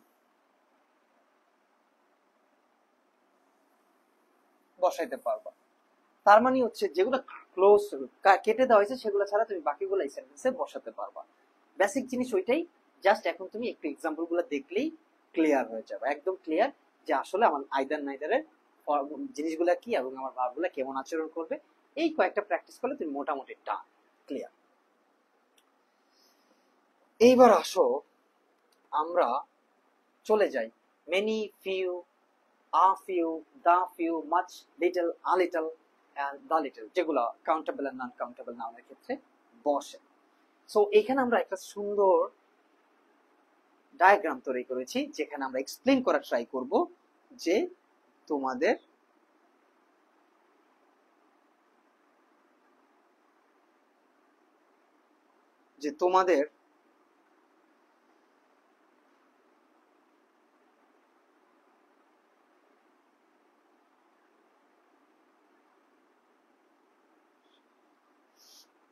এক্সপ্লেন করার চেষ্টা করেছি যে এই জিনিসগুলো কিভাবে বসে। একটু আলোচনা করি, তোমরা এই সহজ জিনিসগুলো আগে থেকে জানো, যেহেতু first lecture, the context obviously is easy, right? So দেখো, many, very few, a few, the few before countable noun। So কোন জিনিসগুলো কখন বসে এটা আমাকে জানতে হবে। আগেই বলেছি কাউন্টেবল এবং নন কাউন্টেবল নাউনের বেলায় আমরা এই ওয়ার্ডগুলো বসাই। তার মানে এখানে আমি বলছি many, few, a few, the few, এগুলা কিসের ক্ষেত্রে বসবে? কাউন্টেবল নাউনের পূর্বে বসবে। আরেকটা হচ্ছে বলতেছি much, little, a little, the little, এগুলা কি? আনকাউন্টেবল নাউনের পূর্বে বসবে। তাহলে আমি যখন মেনি বলতেছি আ লট অফ, মাচ বলতেছি আ লট অফ, মিনিংটা সেম, বাট মেনি বসতেছে হচ্ছে আমার কাউন্টেবল নাউনের ক্ষেত্রে, মাচ বসতেছে আমার আনকাউন্টেবল নাউনের ক্ষেত্রে। এবং মিনিংটা কেমন হচ্ছে? A few, a little, this is a positive sense, not much, not little can replace the word some, অর্থাৎ সেন্সটা পজিটিভ। আর যদি শুধু ফিউ, এবং শুধু লিটল হয় তখন মিনিংটা হবে নেগেটিভ। খুবই ইম্পর্টেন্ট, একটু ভালো করে বোঝার চেষ্টা করো কি বলতেছি। যে আ ফিউ, আ লিটল, এই জিনিসটা যখন আমার সেন্টেন্সে আসতেছে, সেন্টেন্সের মিনিংটা সেন্স দিতেছে পজিটিভ, ভাইব দিতেছে পজিটিভ। যখন আমি শুধু ফিউ, শুধু লিটল ইউজ করতেছি, তখন সেন্টেন্সের মিনিংটা দিতেছে নেগেটিভ ভাইব। তার মানে আমি একটা সেন্টেন্সে এ ফিউ বসাবো না শুধু ফিউ বসাবো, এইটা ডিপেন্ড করবে সেন্টেন্সের মিনিংটা কোন সেন্স দিচ্ছে। সে কি পজিটিভ সেন্স দিচ্ছে না নেগেটিভ সেন্স দিচ্ছে, তার উপরে ডিপেন্ড করে আমি এ ফিউ এবং ফিউ বসাবো। তাহলে আমি বুঝাইতে পারছি, বলতে পারছি a few a little positive sense, শুধু ফিউ শুধু লিটল নেগেটিভ সেন্স। যদি দা ফিউ দা লিটল আসে, সেটা হবে অল দ্যাট ইজ লেফট। অর্থাৎ দা ফিউ দা লিটল আসলে অ্যাজ ইউজুয়াল মিনিং হবে, সেখানে পজিটিভ সেন্স নেগেটিভ সেন্সের কোনো ভাইব থাকবে না, অ্যাজ ইউজুয়াল মিনিং। এইবার দেখো, I have very few friends or few friends, I have some friends. দেখো খুব ইম্পর্টেন্ট, বোঝার চেষ্টা করো এখানে কি বলা হয়েছে। বলতেছি I have few friends, I have some friends, আমার কিছু বন্ধু আছে, positive. I have a few, I have a few friends, আমার কিছু বন্ধু আছে, মানে নেগেটিভ সেন্স, এই বন্ধুগুলো খুব একটা ভালো না। তার মানে সরি, আমার কিছু বন্ধু আছে positive sense. I have few friends, আমার খুব একটা বন্ধু নাই, নেগেটিভ সেন্স। আমি উল্টো বলে ফেলছিলাম, সরি। সো আমরা যখন প্রথমটা বলতেছি I have few friends, তার মানে আমার খুব বেশি একটা বন্ধু নাই। আবার আমি বলতেছি I have a few friends, আমার কিছু বন্ধু আছে। যখন আ ফিউ বলতেছি মিনিংটা হচ্ছে সাম, যখন ফিউ বলতেছি তার মানে ভেরি ফিউ, কম, নাই, এরকম। বাকিটা তোমরা এখান থেকে একটু রিডিং দিলেই বুঝে যাবা জিনিসগুলা কি বলছে, ঠিক আছে। দা ফিউ আ লিটল এগুলো নিয়ে অলরেডি আমি একটু আলোচনা করে ফেলছি, তুমি জাস্ট এখন এটা রিডিং দিলেই তোমার জন্য ডান। এইবার আসতেছি ইচ অ্যান্ড এভরি, মাইন্ডেড থাকবে পরীক্ষায়। এই যে লাস্ট পার্টে যেটুকু পড়াইলাম, না নাইদার আইদার বোথ অল, তাই না, দেন পড়াইলাম ফিউ লিটল মাচ, তাই তো। এখন পড়াচ্ছি ইচ এভরি। বিশ্বাস করো এখান থেকে প্রশ্ন থাকবে, খুবই ইম্পর্টেন্ট এবং এট দ্য সেম টাইম কিছুটা কনফিউজিং আছে। সো আমরা জানি ইচ অ্যান্ড এভরি পরে মূলত ভার্বটা আমরা কি ইউজ করি, each every both are used singular noun, right. Each every দুইটাই কি করতেছে, সিঙ্গুলার নাউন কে একসেপ্ট করতেছে, তাই না। এবং ভার্বটা as usual singular, every day, every house, each person, each chat. Each emphasise on individual, each কি করে ব্যক্তিকে খুব বেশি এমফাসাইজ করে। Each teacher at our school is creative, প্রত্যেকটা টিচার যে ক্রিয়েটিভ সেটাকে ফোকাস করতেছে।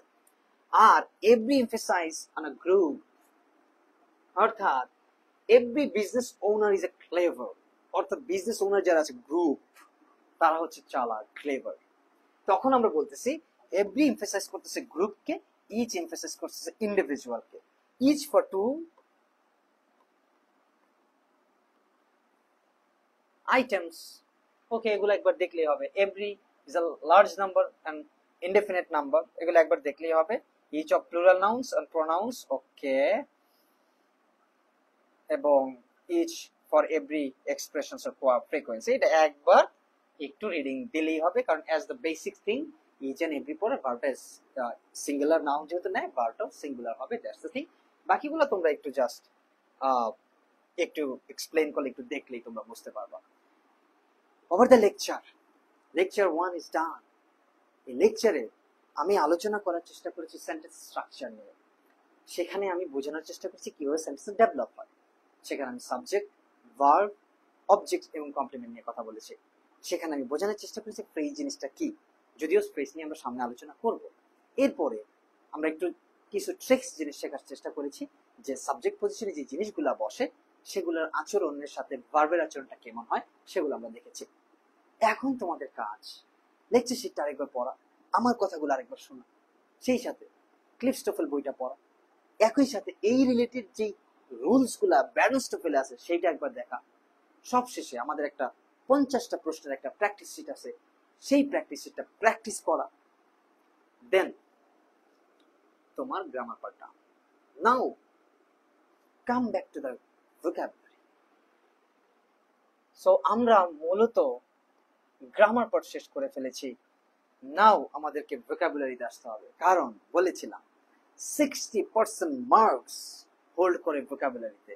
সো ইফ ইউ ইফ যদি তোমার ল্যাক অফ নলেজ অফ ভোকাবুলারিতে যদি নলেজের ঘাটতি থাকে, তাহলে কিন্তু তোমার জন্য মার্কস ক্যারি করা অনেক ডিফিকাল্ট হয়ে যাবে। It is so difficult to get the good marks without vocabulary. It's quite impossible. 60% marks carry করবে ভোকাবুলারি থেকে। সো আমরা গ্রামার পার্টটা তো শিখলাম, না ভোকাবুলারিতে আমরা কি করব?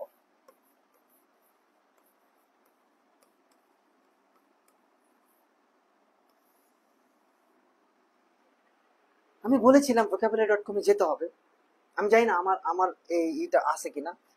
আমাদের 5টা 10টা, আমি সরি vocabulary পিডিএফটা এখানে নেই I am really sorry, that's why আমি এখন বুঝতেছি যে নেওয়া হয় নাই। দেখি আমি কোনো vocabulary পিডিএফ আছে কিনা, থাকলে আচ্ছা, না থাকলে তো হইলই। আমরা এখন যেটা করব, ব্রাউজারে যাব, কিভাবে প্র্যাকটিস করতে হবে সেটা একটু দেখাই দিই। হ্যাঁ, তাহলে তোমরা আমাদের vocabulary গুলো নিয়ে প্র্যাকটিস করতে পারবে। তারপরে তুমি সার্চ করবা vocabulary.com,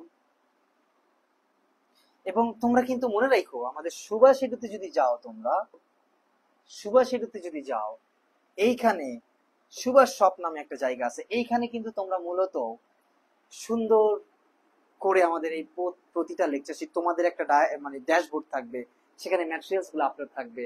তোমরা যদি আমাদের কোর্সে রিভাইভ 1.0 এফবিএস এর যে কোর্সটা, এফবিএস এবং আইবিএ জয়েন করো, সেখানে তোমরা দেখবা যে আমাদের ওই রিসোর্স গুলো আছে, ওগুলা নিয়ে তোমরা প্র্যাকটিস করতে পারবে। এই যে এখান থেকে ডাউনলোড করে নিতে পারবে, অথবা তোমাদের যেই ড্যাশবোর্ড থাকবে সেখান থেকে ডাউনলোড করে নিতে পারবে। দেখো আমাদের ওয়েবসাইটটা খুবই সুন্দর, এবং আমরা খুব সুন্দর করে ওয়েবসাইটটা ডেভেলপ করেছি। You can free classes watch from our YouTube থেকে আমাদের ফ্রি ক্লাসগুলো দেখতে পারবা। all the courses, আমাদের কোর্সগুলো চেক করতে পারবা। how many teachers and moderators we have, you also তাদের সাথে তুমি ইন্ট্রোডিউস হইতে পারবা। how many materials we have that you also can relate, how many students get connected with us, you must know using website. And আমরা দেখো academic 9 to 12 start করতেছি, admission নিয়ে তোমাদের কাজ করতেছি, জব প্রিপারেশন বাদই মধ্যে তোমাদের জন্য, ওইটা আমাদের এখন জানা দরকার নাই। And we have already uploaded some courses at the same time, so you probably get 6 courses now. These courses are available to you, so why not, you can connect there. You must connect this course, man. So we are here to teach you, give something, এবং try to build you so that you can success or get any university. এবং tell the other people Subhash Edu probably helps you to get chance or any university. So তোমরা আমাদের এই কোর্সগুলোতে enrol করতে পারো। at the same time আমাদের সম্পর্কে বেশ কিছু ইনফরমেশন জানতে পারো, যে আমরা কিভাবে কি করতেছি, আমাদের স্টুডেন্টদের কিছু রেকমেন্ডেশন দেখতে পারো, এবং আমরা কোন কোন ইউনিভার্সিটিতে এই পর্যন্ত কি পরিমাণ স্টুডেন্ট আমাদের থেকে চান্স পাইছে, পড়াশোনা করছে, তাদের একটা রিভিউ দেখতে পারবা। আমাদের টিচারদের সাথে তোমরা সরাসরি কানেক্ট হতে পারবা, স্টাডি ম্যাটেরিয়ালস পাবা, কোশ্চেন এন্ড অ্যান্সারের একটা সাপোর্ট সিস্টেম থাকবে, সেখানে কানেক্ট হতে পারবা। Exam systems, oh my God, we are going to upload our exam app, man. So using this exam app, you're going to give your exam daily basis, and you can judge yourself তুমি কতটুকু পড়াশোনা করছো। This is very important, man. So why not, you can connect there. So concept based class সেগুলো তোমাদের থাকবে। all those things you have got in our website, so connect there, man. এবং তোমরা আমাদের সাথে অফলাইন অনলাইন সব জায়গায় connect হতে পারবা। কোর্সে ক্লিক করলে কোর্স পাবা, লার্নিং পাথসে ক্লিক করলে দেখো সবকিছুই পাবা, এইচএসসি এসএসসি রিসোর্সেস গুলাও তোমরা পাবা, তোমরা আদার যে জিনিসগুলো আছে সেগুলো পাবা, কন্টাক্ট করতে পারবা, নিজেরা জয়েন করতে পারবা রেজিস্ট্রেশন করে। সো ওই যে ওই দিনই একবার দেখাইছিলাম আমরা সাইন ইন করলে সরাসরি, প্রবাবলি এখন ওইটা মিস আউট হয়ে গেছে, আমি যদি আরেকবার দেই দেখি হয় কিনা। সাইন ইন আমি ডাইরেক্ট, হ্যাঁ সাইন ইন দিতে পারি, হচ্ছে না খুব সম্ভবত, স্টুডেন্ট নট ফাউন্ড, এটা অলরেডি আগের দিন তোমাদের দেখানোর জন্য করা হয়েছিল। এবং সেই সাথে তোমরা আমাদের কি কি জিনিস আসতেছে সেই নোটিশ গুলো কিন্তু পাবা ম্যান। তোমরা জয়েন করো, তোমরা আমাদের সাথে কানেক্ট হও ম্যান। এবার আসো যেটা তোমাদেরকে দেখানোর জন্য বলতেছিলাম, vocabulary.com, তাই তো? সো লিখো vocabulary.com, কম, তাই না? এবং তুমি গো টু তে দাও। ওকে, এই যে দেখো চলে আসছে অলরেডি। আমার এখানে সাইন ইন মেবি করা নাই, তোমরা সাইন আপ করে নেবা। করে নেওয়ার পর এইখান থেকে একটা জিনিস থাকে, লিস্ট, মেক লিস্ট, ঠিক আছে? আচ্ছা আমি খুব সম্ভবত লগ ইন যদি করি দেখি আমার গুগল, আচ্ছা আমার বানাইতে হবে কারণ যেহেতু আমার গুগল অ্যাকাউন্ট এখানে নাই, সো আমি হয়তো বা অন্য জায়গা থেকে দেখাইতে পারবো। আমার একটা ইউটিউবে একটা এই যে ভোকাবুলারি লিস্ট, এটাতে যাবা, তারপর একটা লিস্ট ডেভেলপ করবে, দেখছো ভোকাবুলারি লিস্ট। এইখানে এসে আমাদের যে ভোকাবুলারি গুলো তোমাদেরকে দিচ্ছি সেই ভোকাবুলারি 10টা 20টা বা 5টা 6টা করে ভোকাবুলারি তুলবা, তুলে একটা লিস্ট ক্রিয়েট করবা, করে তারপর হচ্ছে সেটা প্র্যাকটিস করবা। আমি নেক্সট ক্লাসে লেকচার 2 তে আগে আমি ভোকাবুলারি প্র্যাকটিস দিয়ে শুরু করব, ঠিক আছে? 10টা ভোকাবুলারি প্র্যাকটিস করবো, আমার সেই লাগবে যে আচ্ছা পারতেছি না, ও তোমাকে নিজে থেকে এক্সপিরিয়েন্স বানাবে। এমনি মুখস্থ করে ভোকাবুলারি থাকে না ম্যাম, এবং সেই সাথে এমনি মুখস্থ করে ভোকাবুলারি ভালো পারবাও না। বিজনেস ফ্যাকাল্টির ভোকাবুলারি ডিফারেন্ট ওয়েতে আসে, অ্যাজ ইউজুয়াল ভোকাবুলারি না। আমি বুঝাতে পারছি? ক্লিয়ার? তাহলে আজকের মতো আমরা আমাদের ক্লাসটা শেষ করতেছি, ঠিক আছে? Last but not the least, সেটা হচ্ছে কি করতে হবে, বিজনেস ফ্যাকাল্টির যেই কোর্সটা এনরোল হয়েছে এফবিএস এর এবং জাহাঙ্গীরনগর আইবিএর অফলাইন এন্ড অনলাইন বোর্ড, তোমরা দেরি করো না, সময় নাই। সেকেন্ড টাইমারদের জন্য এই মুহূর্তে এখানে এনরোল করতে হবে খুব দ্রুত। টাইম গোস, চলে যাচ্ছে। তোমাকে কি করতে হবে, আমাদের কোর্সটাতে এনরোল করো। আমি শামীম ভাইয়া তোমাদের সাথে থাকবো, সেই সাথে শাহাদাত তোমাদের সাথে থাকবে। আমি এট the same time maths English দুইটাই তোমাদের সাথে নেওয়ার চেষ্টা করবো। শাহাদাত তো ম্যাথ নিচ্ছে, এবং আমি তোমাদেরকে বেস্টটা দেওয়ার ট্রাই করবো। এবং আমাদের রিসোর্স গুলা, আমাদের বই, এপিএস এর বইটা, রিসোর্স, অন্যান্য জিনিস পারফেক্ট ভাবে সাজানো আছে। I will guarantee you, man, যদি if you come and join with us, we'll give the best to you, no doubt about that. So দেরি করার কোনো কারণ নেই, জয়েন করতে হবে রিভাইভ 1.0 যেই কোর্সটা চলতেছে সেটাতে। সবাইকে ধন্যবাদ, আল্লাহ হাফেজ।